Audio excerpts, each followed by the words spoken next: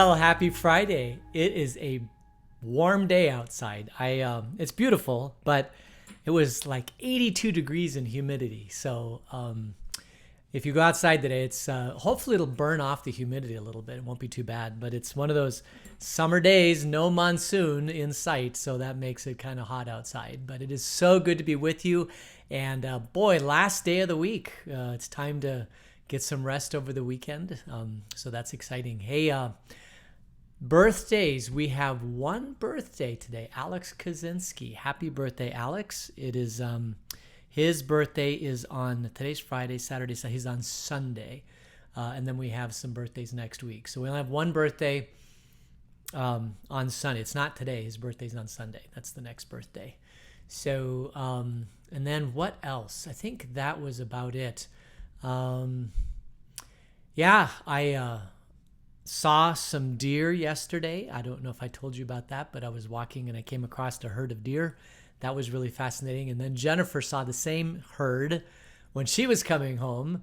I was walking and I videotaped it and sent it to the family. She was driving and videotaped it and sent it to the family. So they've got all these pictures. They're going to be like family members here pretty quick. We're going to start feeding them. I think that is about it. As far as other administrative stuff, we are going to meet next week. As far as I know, every day. So we'll put that on your calendar. I was doing some calculations. We're not going very fast through Exodus. I think there's 40 chapters. We're going to be finishing the first 20. We'll be about halfway through by Monday or Tuesday of next week, and that'll be episode 30. So about 70 episodes to get through the book of Exodus. And I'm sorry about that. But there's some really, really fascinating stuff in here, and we want to delve deep into some of that stuff. All right. So I think with that being said, let's just go ahead and get into our study. We are in episode 32 of our study, Exodus, God's Great Rescue. And in this episode,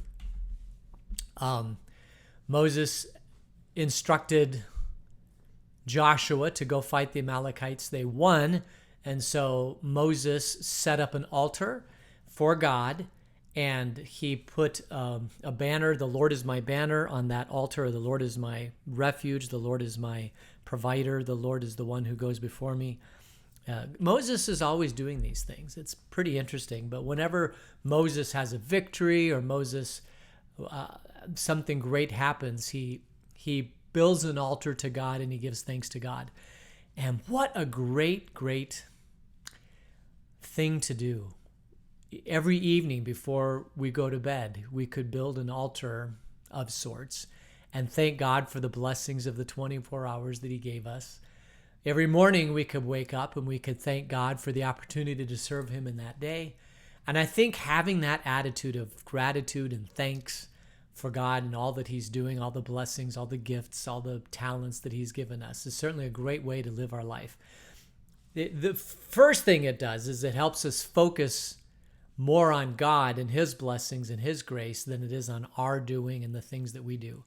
Because honestly, we're not all that great people and we do things, not perfectly. And so we mess up and just understanding that we're not perfect and that we mess up is a huge growing thing for all of us. And knowing that God still loves us, that he still cares for us, and that he can still use us in the kingdom, even if we've messed up, is just an amazing gift from God. So today is a new day in God. And it's a new day of blessing. But now we're going to get into another story in Exodus, one that probably you've heard about before, but it's going to be fun to go through, and we're just going to spend some time in that this morning. So we're going to start reading. We're now in Exodus chapter 18. We're going to start reading in Exodus chapter 18, beginning of verse 1. Now Jethro, the priest of Midian, and the father-in-law of Moses, heard of everything God had done for Moses and for his people Israel, and how the Lord had brought Israel out of Egypt. After Moses had sent away his wife Zipporah, his father-in-law Jethro received her and her 2 sons. One son was named Gershom, for Moses said, "I have become a foreigner in a foreign land." And the other was named Eleazar, for he said, "My father's God was my helper. He saved me from the sword of Pharaoh." So some point along the line, well, we've heard of Jethro before because Moses had met Jethro in the wilderness and had married Zipporah. Now he has children. He goes back, he fights Pharaoh. And apparently at some point in all of this, Moses had sent his wife and 2 sons to go back and live with Jethro, which is probably a very smart thing to do. If you're a commander of an army, the last thing you want to do is to have your family surrounding you, because a spy could come in, steal your spouse or your children and use that as ransom. And those are very difficult situations. So probably surreptitiously or hidden or whatever, Zipporah is sent back to live with Jethro, who is Moses' father-in-law. A very wise man. He's a priest of Midian, so apparently he's a holy man. We'd heard this before when we met him earlier in Exodus. One son was named Gershom. Foreigner, Shem, place, in this place or that place, a foreigner in the land. So one of the kids is named Gershom, because I'm a foreigner in a foreign land. The other was named Eliezer. Eli is my God or God. Eli is my God. Etzer. We've heard of Etzer before. When we studied Genesis, when Adam said, I need a helper, God says, well, I'll make a helper for you. The word for that was Etzer. So Eve was Adam's Etzer, his helper. I think it's translated in the King James as helpmeet. But it's basically someone assists or helps or whatever. So Eli, my God, Etzer, my God is my helper. My father's God was my helper, according to the translation here. He saved me from the sword of Pharaoh. It's interesting they always name these kids just something that comes out of their head that's going on through their life. But there's nothing wrong with that.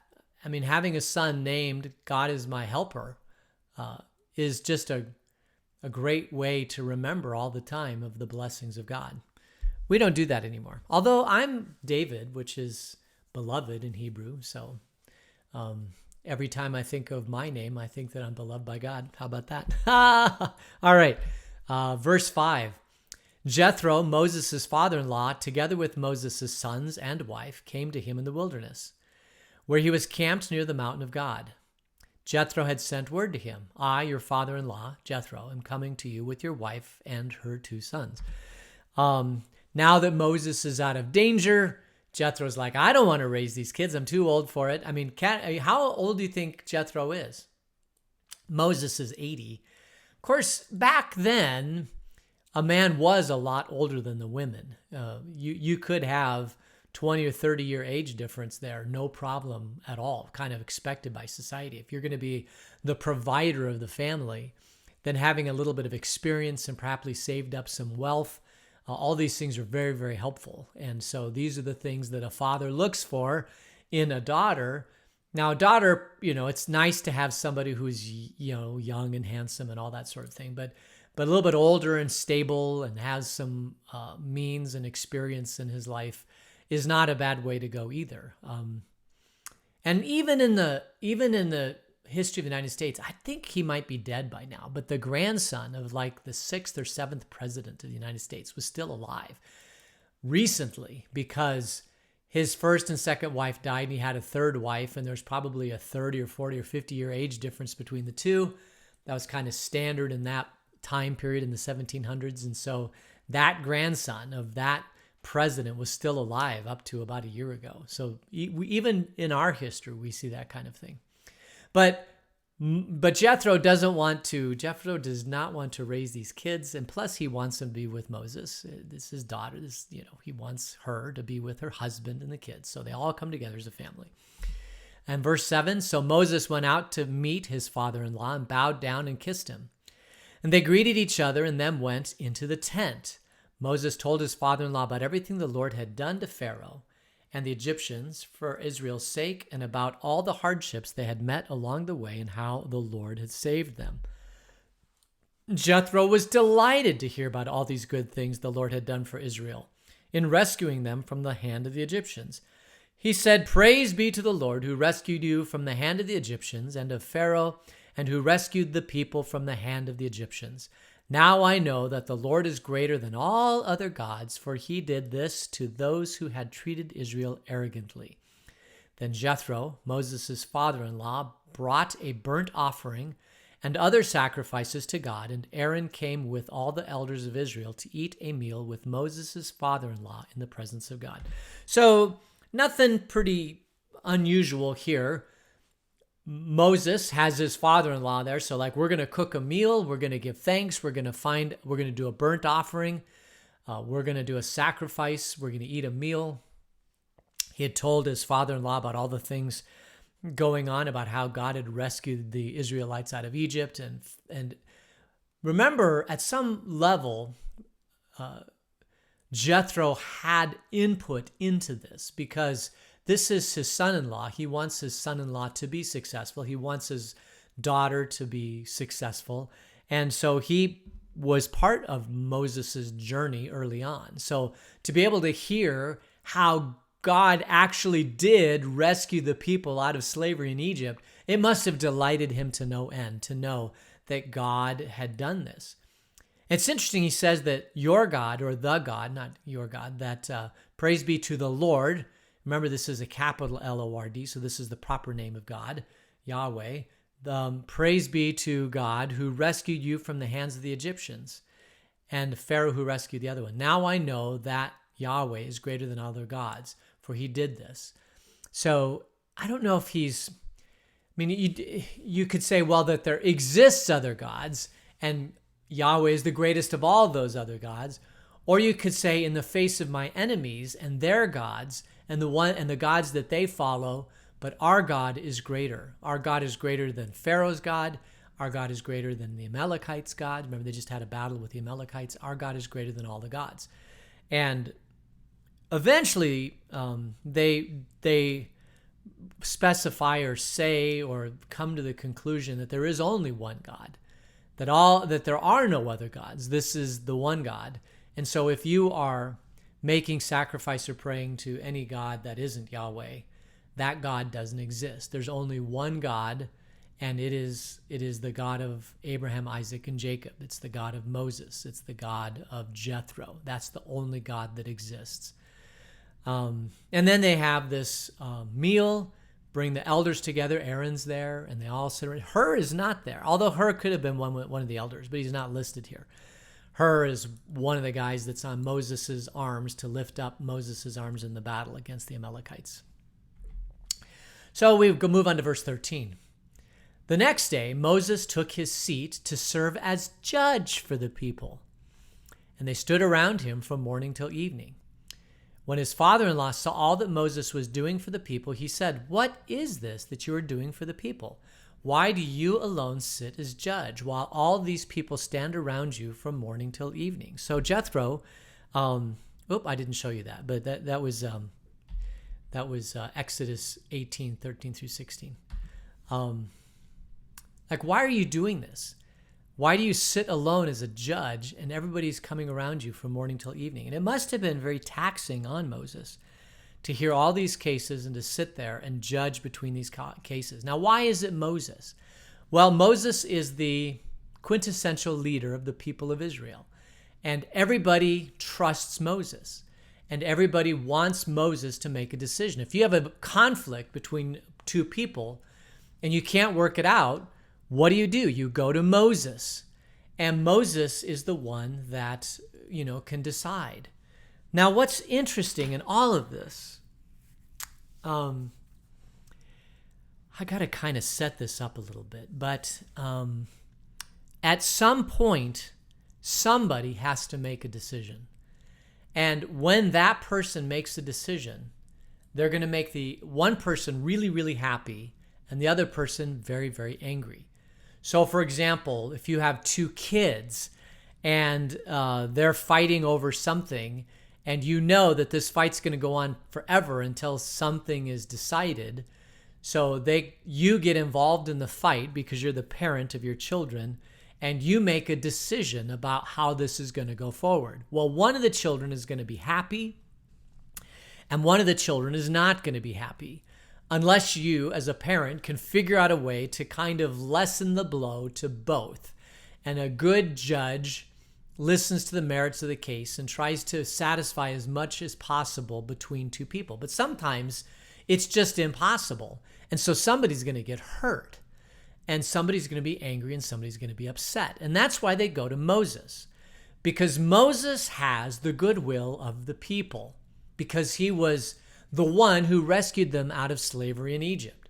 And so as Moses continues to judge between the people, he is going to lose a little bit of political capital, because the people that don't like his decisions may very well say, well, he's not my Moses. I'm not going to follow Moses.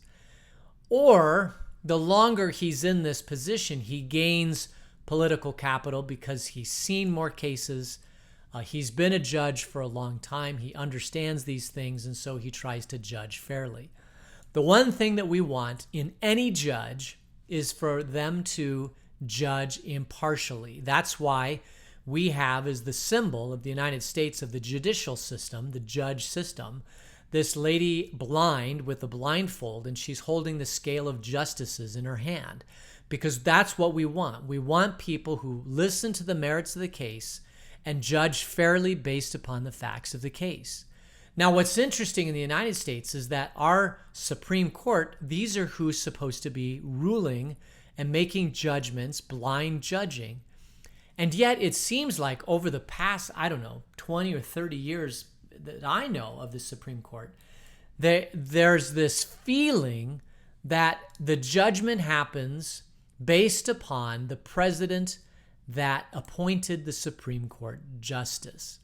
And so there's this sense in the United States that justice is no longer blind. And I don't like that at all. I don't like it when these media come together and they talk about a decision that was made by the Supreme Court, and then they go off on, well, this one was appointed by this president and this one was appointed by that president, and of course this is the way they're going to judge. And I think it's a horrible disservice to our Supreme Court to think that they would judge based upon that they would say, well, I was appointed by this president, so I'm going to follow this president's policies. That's not what a Supreme Court justice is supposed to do. Now, it is okay if they have a deep internal sense of what justice and fairness is based upon how they were groomed and how they believe and all that sort of thing. And that might match up somewhat to which president appointed them. But even with that, there's supposed to be impartial judges listening to the cases and judging based upon kind of set precedents in the Constitution and how they've been appointed. But we are sinful people. No one is perfect, and so no judge is perfect. No previous law and case was perfect. We live in an imperfect world. It's a pretty good system, but it's not a perfect system. And the reason why I bring all this up is because it is hard, if you are a justice or a judge, it is hard to be in that position. It's hard to say yes to some people and no to another person. That's called leadership. That's called judging. And if you're appointed to be a judge, you do this as best as you can, but at some level you brush it off and say, well, I was put in this position, I'm supposed to judge and all that sort of thing. But I think what happens, and what I wanted to get to, is that we have a substitute for the merits of the case anymore. And that is called kind of science. And what do I mean by that? Well, years ago, in a previous life, I was a transportation planner. And a transportation planner is one that looks at existing traffic conditions. And then a developer is saying to the city council, we're going to develop this piece of property, and this is what we want to do. And the one thing that always comes up is, how is this going to impact traffic? And so the developer has to do what's called a traffic study. And in this traffic study, somebody does some calculations to show this is what the conditions are like now, and this is what the conditions are going to look like in the future. And if those conditions get too bad, then the development is denied. But a council person, or somebody who sits on the town council or the board of supervisors, or somebody making the political decision, will understand, okay, this is what the impact of that development is going to be from a traffic standpoint. But they have to weigh the other side of it, which is, but this development may bring in more money. It may bring in more tax base. It may be a benefit to this. Like the people might really want this development because it's a really, really good development. And the impact is not so great that it overweighs or overshadows the benefit from this. And that's where political people come involved. And I was involved in this for years, decades actually, involved in these kinds of decisions. And what I found out is that most leaders that are put in these positions rely heavily upon the quote unquote experts that are going to tell them what it's going to look like or what the impacts are going to be. And the fact is that even the experts can get it wrong. Sometimes I would say this is what's going to happen, but it's a guess, and the development actually happens and things change and it doesn't happen as we projected because our models and our calculations are never perfect because we're dealing with human behavior. We're dealing with a system that hasn't been completely defined. But I can't tell you how many times leaders would just, they wouldn't take a stand to say, they wouldn't spend the political capital, and that I would rely way too much on the expert or the scientist to say this is how it is moving forward. The reason why I bring that out, why I bring all this up, is that we are rapidly coming into a situation where, and what I mean by rapidly is like I think we're already there, but it's going to get worse and worse and worse, where we're taking the politics out of, not the politics, we're taking the decision-making and the hard role of leadership out of running our society, and we're putting all of that into the hands of the so-called experts. And now we have experts on every side of every issue, and they all go and they do their calculations and they say, this is what's going to happen.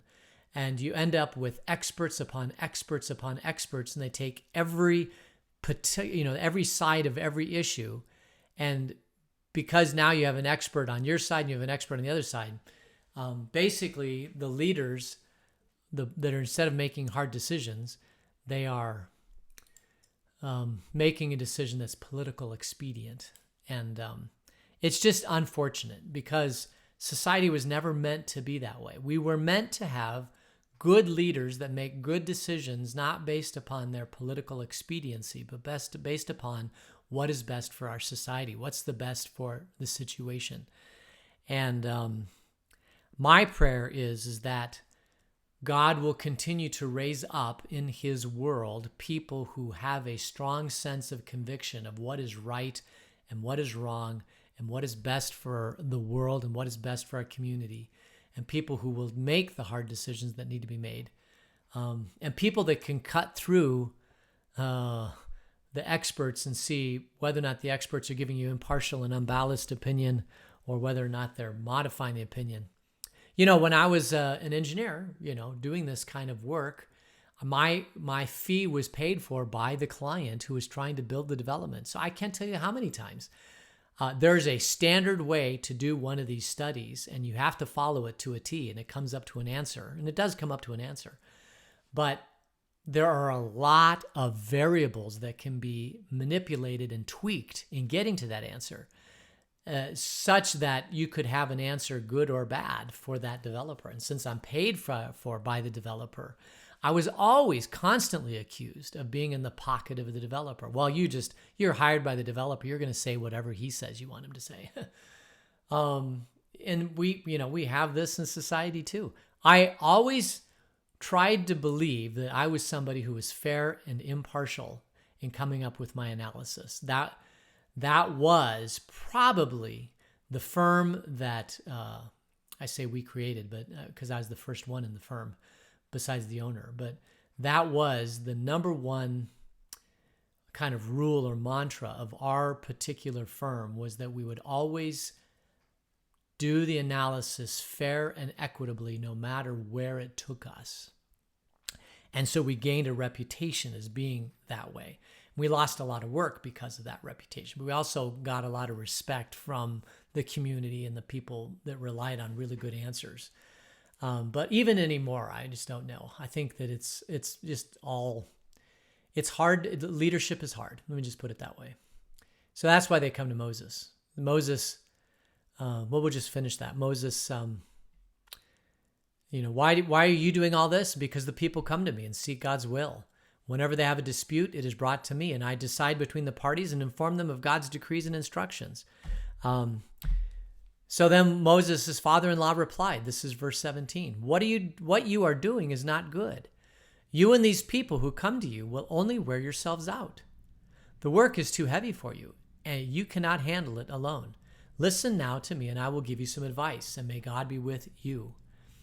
You must be the people's representative before God and bring their disputes to him.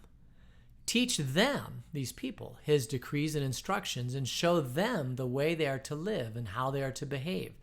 But select capable men from all the people, men who fear God, trustworthy men who hate dishonest gain, and appoint them as officials over thousands, hundreds, fifties, and tens. Have them serve as judge for the people at all times, but have them bring every difficult case to you. The simple cases, well, they can decide themselves. That will make your load lighter because they will share it with you. Man, this is such good advice from Jethro. And we see this same thing. I mean, this is leadership 101, right? You can't make every decision. So you have to set up some standards or some policies or some ideas of how it's going to move forward. And then you push those decisions as far down the chain as you possibly can. And this is true with governments. Like, which government in Vail would be the best government? Right now, it's Pima County because they're the closest to us. But if we ever created a town of Vail, that government would be the best in making decisions for how we're moving forward in our community because it's the government that's closest to the people. So the government that's closest to the people is the one that makes the best decision. And the one that's farthest away from the people, let's say, the president and the Senate and the House of Representatives, right? They're making policy. They're so far removed from people, I don't even know if they know which direction is up and down anymore. And they make a lot of decisions, and I'm not sure they're at all decisions based upon blind justice, but they're decisions based upon their own power. And their power right now is the Democratic Party and the Republican Party. And these parties have been around for 100 years. And these parties rule the United States right now, okay? And I know we have presidents and we have Congress and we have House and Senate and all that sort of thing. But behind them are two long-standing political enemies, and their whole entire goal is to wrestle power from the other people. And they don't care who they hurt or how that happens. All they care about is blind power. Now, you may think I'm a cynic in that. You may think that I am,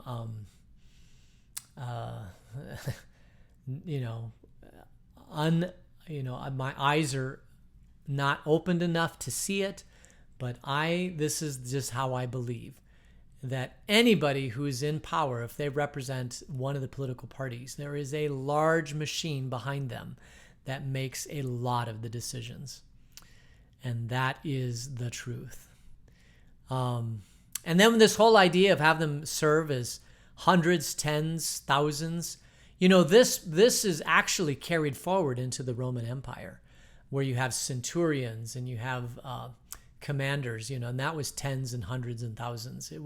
It's a great structure where you let the decision be made at the lowest level. And if it can't be made at the lowest level, it gets bumped up one more. And if it can't get, then it's bumped up. And same thing with the U.S. Army today. You have staff sergeants and all that. And it gets all the way up to 5-star generals. And then eventually it gets to the desk of the President of the United States. I mean, this type of leadership is the only way to lead.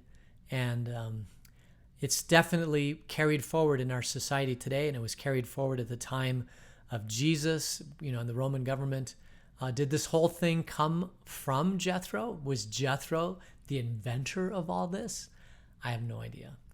But just really quickly finish.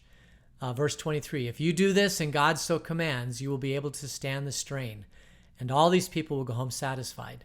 So Moses listened to his father-in-law and did everything he said. He chose capable men from all of Israel and made them leaders of the people, officials over thousands, hundreds, fifties, and tens. They served as judges for the people at all times. The difficult cases they brought to Moses, but the simple ones they decided to themselves. Then Moses sent his father-in-law on his way, and Jethro returned to his own country. So, oh man, I didn't bring it up again. Sorry about that. So that is basically a great principle. I call it an MBA principle, Masters of Business Administration. These are things you learn either from a course of MBA course, or there's things that you learn from the School of Hard Knocks as you lead in particular areas of your life. That you can't do it all. You have to rely on other people, and you have to give them instruction and training about what they should do, and then you have to leave them alone to make these decisions, and then you have to support them and coach them. And so I think we'll leave it there. I don't know if I have anything else. Yeah, we'll go ahead and close in prayer. Gracious God, thank you for this great advice from Jethro. And may this good advice not only help our world, but help our church and help our communities to grow and do better stuff. These things we pray in Jesus' name. Amen. All right, so I think we'll end it there. We will meet again on Monday, and I thank you so much for joining me, and may God richly bless you over the weekend, and we will see you on Monday. Take care. Bye.